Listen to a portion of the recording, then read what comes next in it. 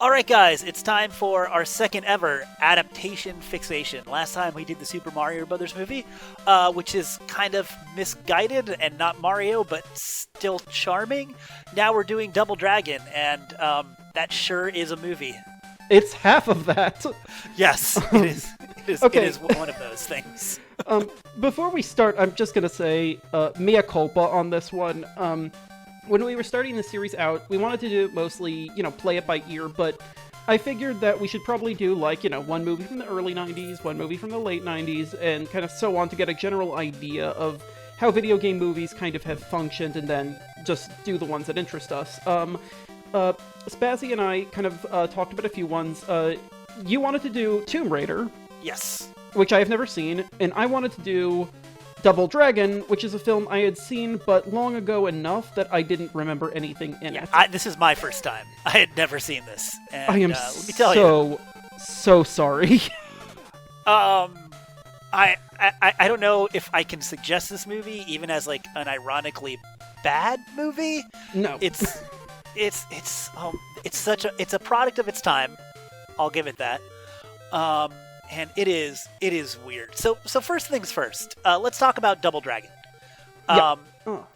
Going just off memory, Double Dragon was an arcade beat 'em up from the 80s into the early 90s. It was kind of the first side-scrolling beat 'em up I remember being huge. I don't remember. I don't know if it was the first one in that genre exactly, but it predates your Final Fights and your Streets of Rage. And it was a fun game. I really liked the arcade game. I liked 1 and 2 on the NES. Battletoads and Double Dragons was a really cool game. But the plot of Double Dragon, the video game, is your two dudes, your two brothers, Billy and Jimmy, who are exactly the same except you wear different colored outfits because palette swaps, it's the 80s. Yeah. Some street toughs come and kidnap your girlfriend with a vicious stomach punch, and then you just go beat up a bunch of guys. That's it. There was no need for a plot, so I was interested to see how they would make one. Wait, I thought that was the plot of River City Ransom. I don't know which came first. We can do some fact checking, put it in. I do it right now, but I don't want to have a lot of keyboard noises on here, so I won't. And that's for you guys. That's for the listeners. Yeah. I believe Double Dragon predated that. Just thinking about it, but I couldn't tell you for sure.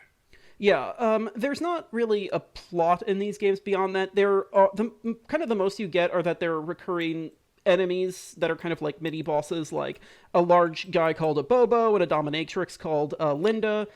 Those are the only two that I remember because those characters are sort of in the movie.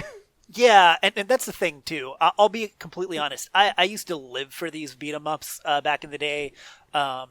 Especially like the ones that were licensed, The Simpsons, X-Men, and then like some of them were interesting, like Golden Axe, Knights of the Round. But when it comes specifically to Streets of Rage, Double Dragon, and Final Fight, those mooks are so interchangeable. They're like, hey, it's the Mohawk guy, and the big dude, and the girl with the whip. So like, I couldn't even tell you much about the enemies, except for a Bobo, because a Bobo's, I guess, the most iconic one of those enemies. He's the one you remember because of his massive, weird-looking sprite. Because he's Karnov.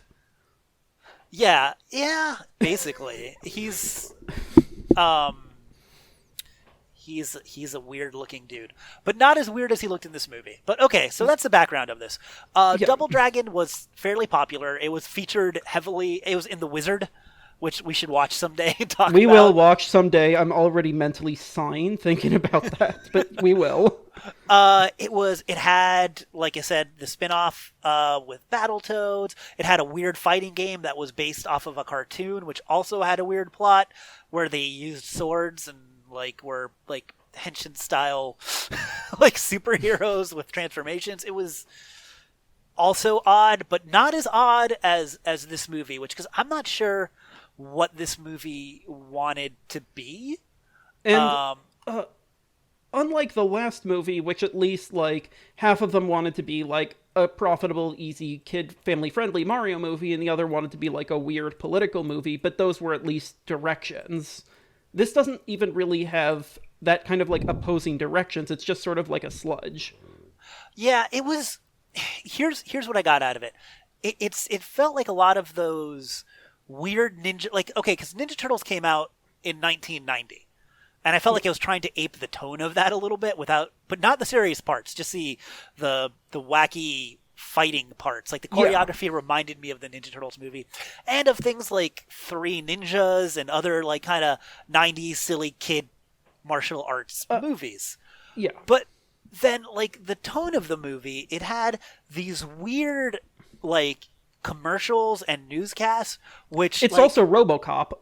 Yes, exactly. It was like, are you trying to be RoboCop, but you can't really do RoboCop because you're not any good. You're trying to rip off Paul Verhoeven and without any of the nuance. And I mean, it was. And I mean, like, RoboCop was also about a little more than just beating up bad guys and very broad social exactly. satire. And it's the same with Starship Troopers, where like, once again, Paul Verhoeven, it was satire, and there was a lot behind it. And this was just like this was like the the people are gonna hate me for saying this. It's a Zack Snyder version of that, in that you're like, that was cool. I'm just gonna take the cool surface part of that and not do any deeper dive. Well, I'm assuming then, like, the Zack Snyder cut of this movie would have featured Billy and Jimmy having sex with Marion to the tune of Hallelujah. It would have been great. I also would have gone with the Michael Bay version of this. And I do like some Zack Snyder stuff, and I'm not completely ripping on him. I'm just saying that he tends to boil things down to the coolness of it as opposed and the edginess of it as opposed to the meaning behind it, which is what I kind of felt with that. And then also with like these street gangs and stuff, it looked like a little kid's version of the Warriors, but obviously much worse. Like it really, because you had like these different gangs with these different themes, and there was this recurring postman character that was fighting people. Okay, I think we better go to the actual plot.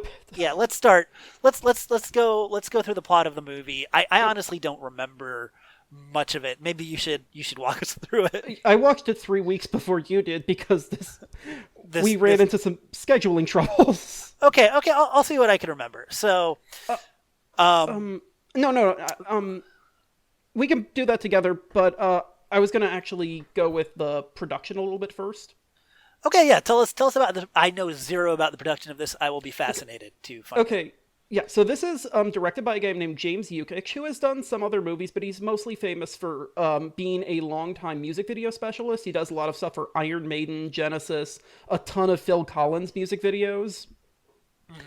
It was written by Michael Davis, the guy Shoot 'Em Up, an artist for Encino Man, and also a visual effects artist for Encino Man, Tremors, the second Teenage Mutant Ninja Turtles movie, and Better Call Saul co-creator Peter Gould. But the story was by YA author Neil Shusterman and Paul Dini, creator of Harley Quinn.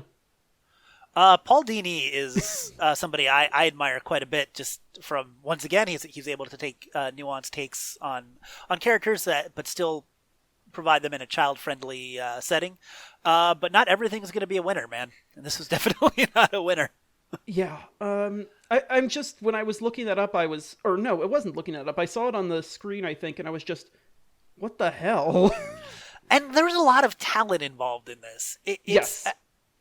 I would say I don't know what this movie wants to be, like the Mario Brothers movie, but I think I know what it wants to be. It just wants to be like a fun, like, and cool, like, action movie for kids.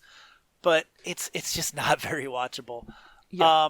So let's start. So the Double Dragon brothers, and these are the characters from the show that are color coded because they're palette swaps, and also gives me kind of Power Ranger vibes. They're Billy and Jimmy Lee.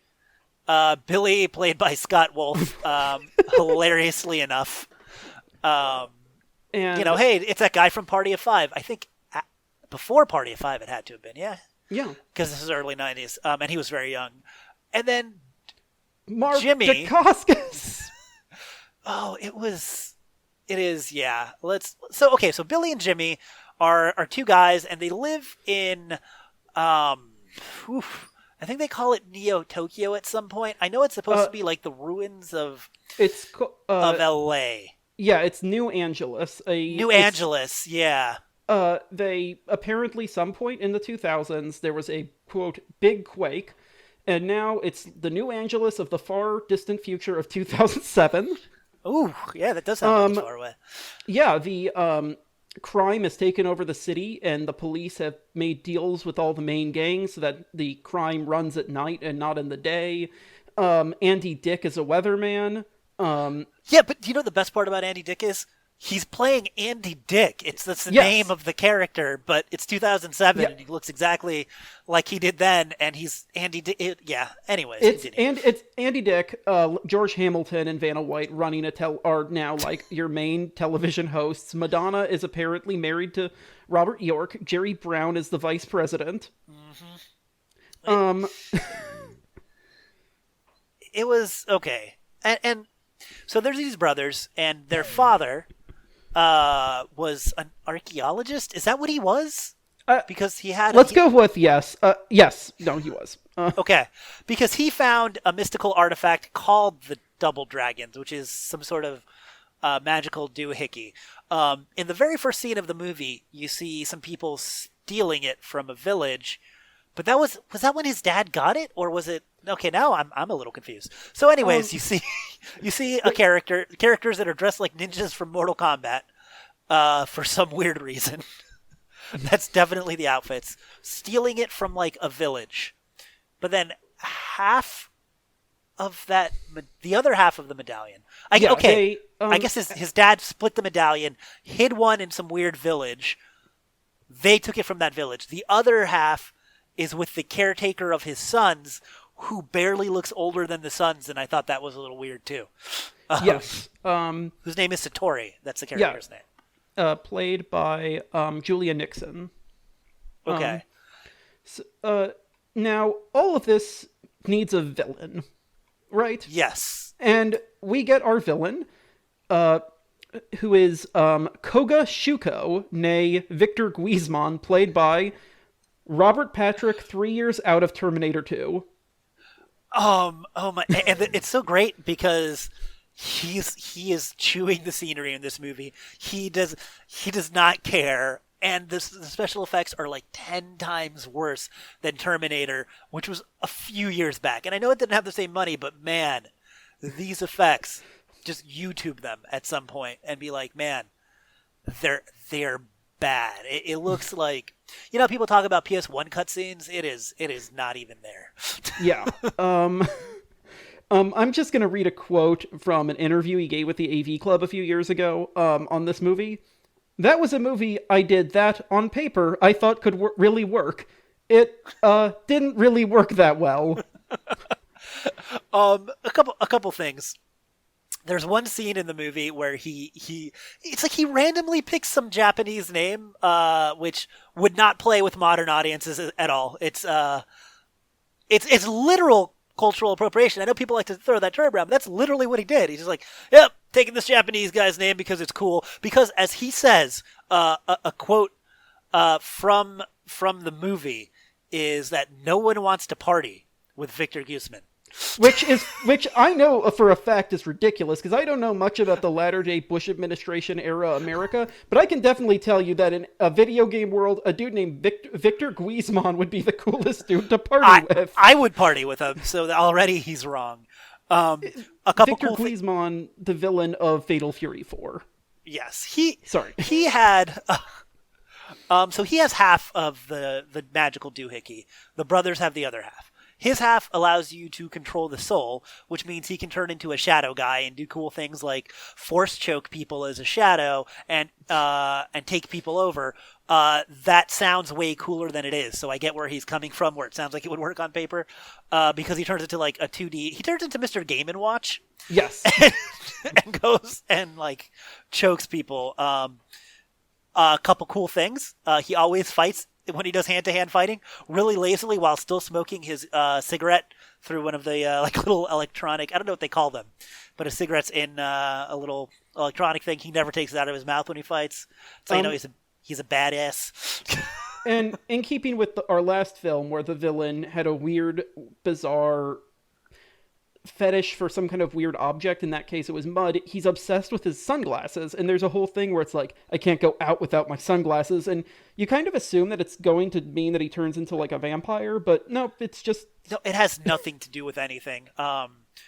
My favorite thing he did was, there is a scene where he turns into the weird shadow man and he's just going around a warehouse and he runs his hands as a shadow over a piano for absolutely no reason. It's a goofy effect, and there's no reason for it. The Phantom of New Angeles. Oof. Yeah. So it's been really hard for us to explain this plot because the plot's so ridiculous. The plot's very loose, and it just doesn't really ever feel like anything coherent. There's also this whole thing where they mention that all this environmental devastation has caused poisonous, quote, black rain, which it's oil. Because they can light the river on fire. Oh, okay. I thought it was a reference to that that 1980s movie where Michael Douglas fights all of Japan. Yeah. So basically the two brothers are...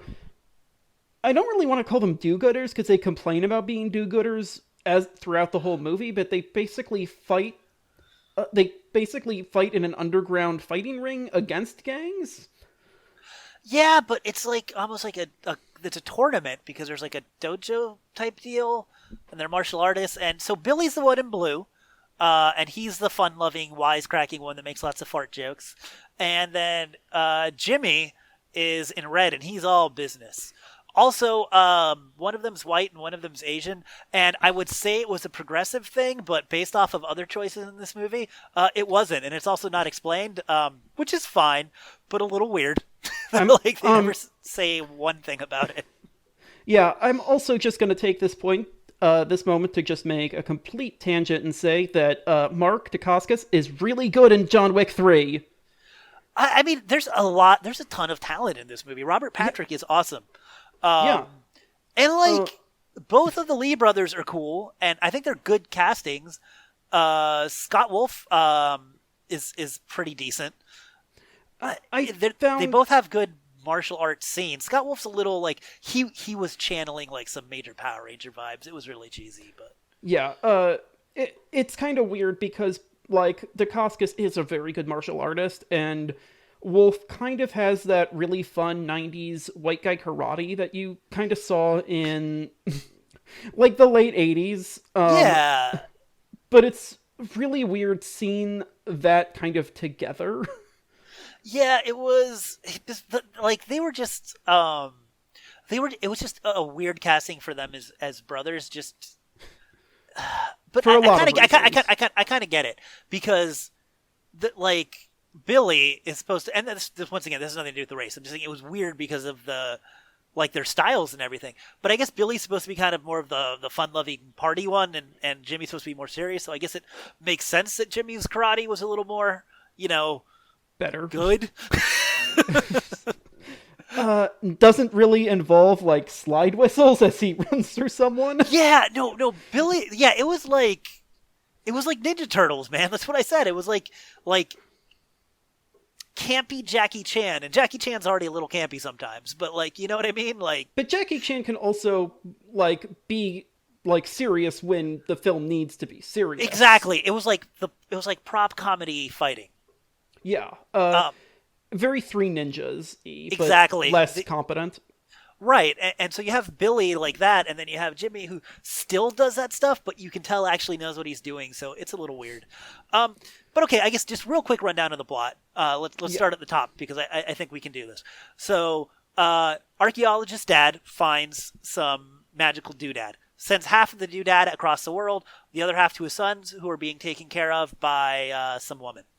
The two sons are the double dragons. They fight in underground rings. They are good martial artists. They're generally good guys, kind of goofy. But they also complain about anytime someone asks them to do something, they always complain about it. Yeah, they do. But okay, so but let's get through this. We can do this fast. Robert Patrick is the bad guy. I don't remember his name. Took some Japanese name. We'll call him Robert Patrick. Sorry. Sure. He sends his henchwoman, who is Linda Lash, who is the whip girl from the uh, game and one of the only people I recognize, to go retrieve it from some village. He gets that. He gets shadow powers. At that point, he tries to track down the rest of the amulet. He is in charge. He's like the big boss of all the other little disparate gangs. He has a guy named Abobo, who the Double Dragons fight at one point, who's a big muscly dude. He fails, so Robert Patrick makes him into a big giant mutant guy. Yeah. Also, another thing that was in the Super Mario Brothers movie. Yes, it was very Goomba-esque. And just not getting too far off the topic, but he was a big, weird-looking sprite in the game, so I get why they did it. But he was also not supposed to be a big mutant guy in the sprite. He was just a really big dude, and they wanted to make the sprite look like that. But whatever. He looks like a low-rent version of, in Big Trouble in Little China, at the end when one of the, the sub-bosses, blows up. Yes. He looks like that, but all the time. And also there's a car chase scene I just want to point out where they do like they're playing a video game in the car and navigating it, which they're doing just to try to appeal to, I guess, what they thought of at the time as gamers. And I'm like, that's not even the type of game Double Dragon is. Why are you... It's another thing. It's like the actual line is, dude, you must suck at video games. Yeah, So... It's like the beginning of the Mario Brothers movie with the 8-bit dinosaurs. It's like, you're missing it. You're missing why people like games and why people like this game. Like, you don't understand it. So, after they go on this car chase, they get some very enjoyable and not terribly aged 90s transphobia, and then they get sort of rescued by... She's totally your type! But they get rescued by Alyssa Milano, a very young Melissa Milano in a very bad part of her career, where she plays Marion. She's the girlfriend. Marion is another character from the game. Yeah, she's actually the love interest from the game, Marion. That's a name that's lifted from the game. Yeah, instead, in this game, instead of pretty much just being the damsel, she's kind of the head of a weird punk society that's also fighting the gangs. She's the good gang. She's part of the good gang, is what it is. The Power Corps, is that what they were called? I believe so. I was not really sure because I didn't know if that was who they were or where they worked. I think it's the Power Corps, like Corp, you know. Oh, okay. Yeah, and I think they were dressed like babies from the 90s, like from Oshkosh Bagosh. They were some bright colors and overalls and weird clothing. It's basic, like if a lot of the bad guy gangs in this movie are low rent versions of the Warriors gangs, the good gang is basically a low rent version of all the other gangs. Yeah, I don't know, man. It was, but anyway, so yeah, she's part of these guys, and her dad's a cop. Is the chief of police, but she doesn't agree with the deal that they made with the gangs. Yeah. Which is also just kind of weird that it's a game that's all about like weird living and being a punk and everything, and the movie's all about punks, and basically the end has the cops come in and save the day. Yeah, I don't know. One thing with Alyssa Milano, there is literally a line, and our younger listeners will not appreciate this, and I didn't appreciate this, and I knew what they were referencing. They literally had Lash say in a fight with her at the end, "Who's the boss now?" Ugh. Literally. And if you did not know that, Alyssa Milano played like the kid character on 80s sitcom Who's the Boss, and they literally shoved that line in there, and that is one of the worst lines I've ever heard in any movie. Yeah. But okay, so she saves them, and then Billy and Jimmy, what do they do next? I believe they say screw it and go, because then they find themselves at like an abandoned movie theater where maybe they live. Satori, their caretaker, gets murdered by Shadow Robert Patrick, and after they escape by jumping over or through a giant theater curtain. And that means they now know they're on the run. And so they basically go through all of New Angeles, avoiding bad guys, getting like stuck in a stuck in like a weird like hovel next to a port, and then they have to like get on a boat. And then the boat, because of the black rain, is going through the Hollywood Boulevard River. I don't know if they call it the Hollywood River or something. And then you see, here's the man's Chinese theater, and here's everything else in, post-apocalyptic. Like, it's kind of like Escape from LA, except for terrible. Like, you can say that about a lot of things in this movie. You can say it's just like this thing, except terrible. And then they survive for no reason. They jump out like right before an explosion, and the bad guy assumes they're dead, but they are not, and I'm still not sure why they survived. I guess they just jumped at the last minute. My notes actually just kind of stop at the end. Eventually they kind of are like, they very, very begrudgingly decide to work with Alyssa Milano again, and they're gonna just like fight all the gangs, and they're gonna team up, and but the bad guys are gonna jump in on the Power Corps' hideout. Right, and before this, we should mention that that Abobo got trapped in the rubble of the movie theater that they lived, and then Alyssa Milano kidnapped him, and then tied him up and was force-feeding him spinach to get him to talk. With your requisite Popeye reference. Yes. Incidentally, after this, Abobo turns into a good guy. Oh my God! I just remembered this line. So Robert Patrick's character says at one point to Abobo before he mutates them, he's like, "You've always been like a son to me, and I can always have another son." I mean, I like that line, but everything Robert Patrick says is quotable and amazing, but also terrible. Which, much like his haircut in this movie, which it's really hard to describe. It's kind of like a faux hawk mixed with a high top fade, and he also has a goatee. Oh man! And let me tell you, this was 1994. Double Dragon had already passed its prime. This was just everything about this movie was weird. Anyways, continue. I mean, it's almost... No, I was going to make a mean Shenmue 3 joke, but that's not fair. I'm sorry, everyone. He comes into their thing, and they fight the thing.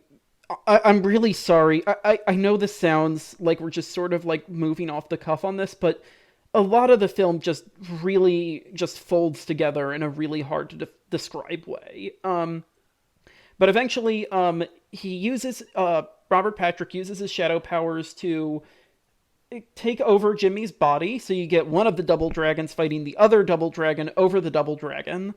And then he finds out how to use the body half of the medallion magically for no reason, because they tease earlier that it'll take both of their powers to use it, like they're both touching it, but no, he just like figures it out. I guess it's because it's like the Matrix and the Transformers animated movie. It's like his hour of greatest need. Like it just activated for him, but all it did was make it so the guy can't jump in his body, I think, and that he can't die. Basically, he's very strong. After that, they jump out, or Jimmy and Billy jump out, and they have their full suits from the video game, which I guess sort of their gis really weren't super duper defined on the arcade or NES, but whatever. Let's go with it. They were already color coded, but now they're color coded and in weird action hero gis. Sure, they look like basically what a gi would look like in the Power Rangers universe. Yeah. Like it's got weird, like kind of rhinestones on part of it. This really, like, to be honest with you, this movie was basically an origin story for the Double Dragons. It's how they became the Double Dragons, because at the end they're the Double Dragons, and they have their powers and they have their gis. This was the origin story. There was never a follow-up, but it was. Shocking. Abobo also, I guess the reason he's a good guy is because there's a big fight between the Power Corps and all the gangs, and it's wacky and silly and whatever, like right before the Jimmy vs. Billy fight, right? Yeah. But at the same time, like they have to stop Robert Patrick's character, and a Bobo shows up and tells him to turn on the lights because apparently that affects his shadow magic. But that was never hinted at anywhere else in the movie. Like it's hinted at the fact that he wears like the dark sunglasses. shades, but... I guess, yeah, I guess so. But yeah, that was good foreshadowing. Never mind. Good job, movie. You're great. Yeah. I look forward to the guy who wrote Save the Cat now deciding that Double Dragon is the height of American cinema. Yeah, it was not great. They end up beating him. They beat the bad guy. Yeah. And the cops all show up heroically to save the day, which is, again, really, really weird for, like, just a movie where everyone's a punk. Yeah. And while they take Robert Patrick out handcuffed, he cackles because if you think I'm bad, wait till you see my lawyers. Oh, yes. Which I'm glad, because I thought he was going to be like, wait till you meet my boss, like setting something up. Yeah. But no, he was just making a lawyer joke, which was pretty swell. Yeah, that was actually probably the best line in the film. Yeah. Shame you have to get through the rest of it to hear it. Who knows? Okay, so, and that's the movie. It wasn't good. There's the last coda part where they all get in the car, and because now Abobo's a good guy and they're not torturing him anymore, he wants to drive in the car, and then we all got in the car and didn't realize we ditched him, so now he's driving. Yeah. So here's something I want to say about this movie. This movie, we're talking about like early video game movies. But it came out in 1994. Yeah. Mortal Kombat, which we need to cover soon. Maybe we'll do that we will. next. I don't know. I kind of do Tomb Raider next, but Mortal Kombat's good. Came out like a year later, and it was so much better. Like, yeah, Mortal Kombat is really fun, and it gets it. Yeah, like, it's a PG-13 movie that doesn't have insane amounts of gore, eye gouging, or whatever, but it still manages to capture the aesthetic, not the aesthetics, but the fun and experience of Mortal Kombat in a way that I think a lot of even Mortal Kombat has struggled to do. It's really fun. Its bad CGI is still really fun and enjoyable. It's got crazy performances by basically everyone. Yeah, and this game was like, Double Dragon was released like in 1987. Like Double Dragon 3 for the NES, which is the last one that people remember except for the Battletoads crossover, like was like 1991. And I know it takes years to develop properties for Hollywood, but this, even if it was a great movie, like it came out way past the time anybody cared about this franchise. Yeah, they struck when the iron was cold. Yeah. Well, maybe not that cold, but like it was already, and I'm going to assume a lot of people like in the games industry and community at the time was probably getting that the star was dimming for Double Dragon. Yeah, and I don't know the background of it, like how long it took to develop it, but it was an odd time for that particular IP to come out, and it was also a bad product, which is weird because there's a lot of talent that went into it, and there were some, I mean, they're not bad ideas to make a fun children's action movie using concepts from the Warriors and riffing on things like RoboCop. It on paper, like I get what Robert Patrick's saying. On paper, it sounds like it could have been cool. Okay, so like the first movie we did was basically Mario fights capitalism. Yeah. With featuring Bob Hoskins and John Leguizamo. And it doesn't really work at all. But there's a level of just like demented invention and excitement to it that is kind of infectious at points. Like, you kind of want to see like where this insanely misguided project is going. And here it's just like like none of the stuff ever really feels like it came out of one person's like really deep idea of what they wanted to do. Like the pop culture lines are like as deep as a tea tray. Yeah, there's a lot of really juvenile humor, but I mean, even that sort of humor can be done well, and it's not. It's really, really silly. Like, I don't know. They're very, and you know, there's some things that I'm not going to judge the movie on, but like, it makes like a big joke out of like, fine, if you want to, I mean, if you're a movie, if you're the type of movie that's going to sexualize Alyssa Milano crawling into an air vent, Oh, and that. that's that, then that's the type of movie you are. And I'm not even going to judge you on that. But what I am going to say is, like, when you try to make a big joke about it with the brothers pushing themselves out of the way to get that view, that's just a dumb joke. It's not even that it's, like, in bad taste. It's just not funny. Yeah, like, I think maybe one thing, and we might be differing on this a little bit, but, like, I fucking loathed Jimmy and Billy Lee. I couldn't stand them. I couldn't stand their bad jokes. I couldn't stand that they were just huge little twerps and jerks. And that whole scene where, like, they're just, like, trying to horny each other out is just... It's weird. It's kind of like... It's kind of like if your main characters were both Michelangelo. Like, you can't... Oh, God. That... Like, yep. You know what? That's what it is. It's that's like, it. You can't have two Michelangelos. You need the Raphael and the Donatello and the Leonardo to balance that out.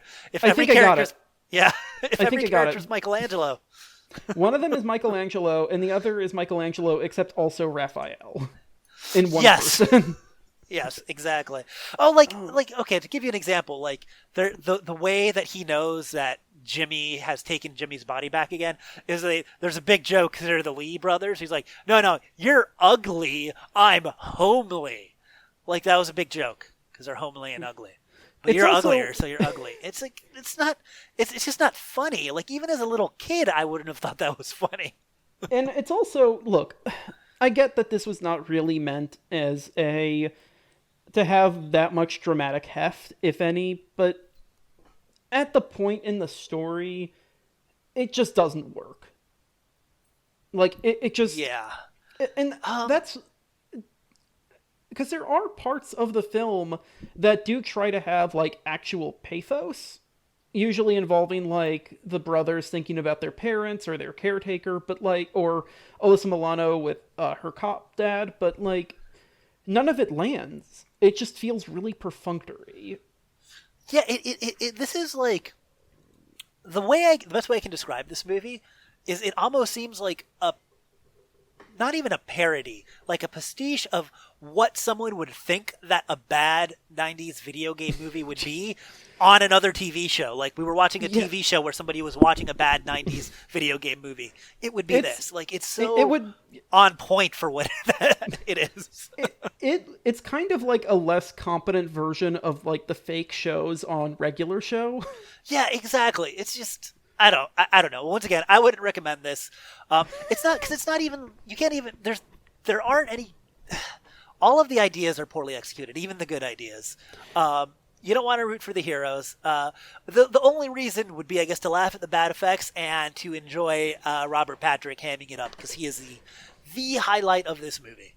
Yeah, he's the highlight of this movie, and unfortunately, a lot of that you could get by just going on your device, whichever device you're using to listen to this, and just look up Robert Patrick Double Dragon, and you won't get his acting, but you will get the haircut, and that's enough. Like, that's basically, yeah. Like, and the weird thing is, where did that character even come from? In the video games, I'm pretty sure the boss of every game is just like some dude named Willie or something with a machine gun. It's...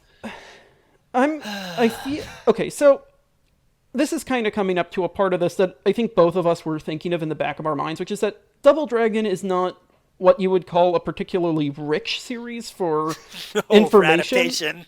Yeah, it's like...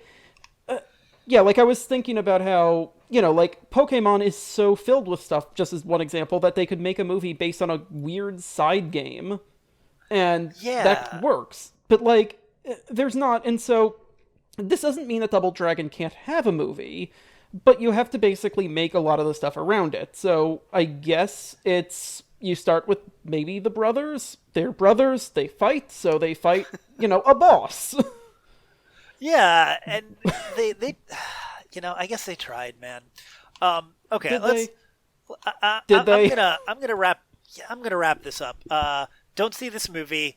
Watch funny outtakes of it on YouTube. Like and subscribe if you want. Next time we'll come back with a movie that hopefully didn't take me 2 separate sessions to get through because I just didn't want to. And a movie that made me feel so much older that I got a gray hair. Oof, oof. All right, guys. All that good stuff we always say. This is Spazzy. That's Wolfman. You can always find us on Source Gaming.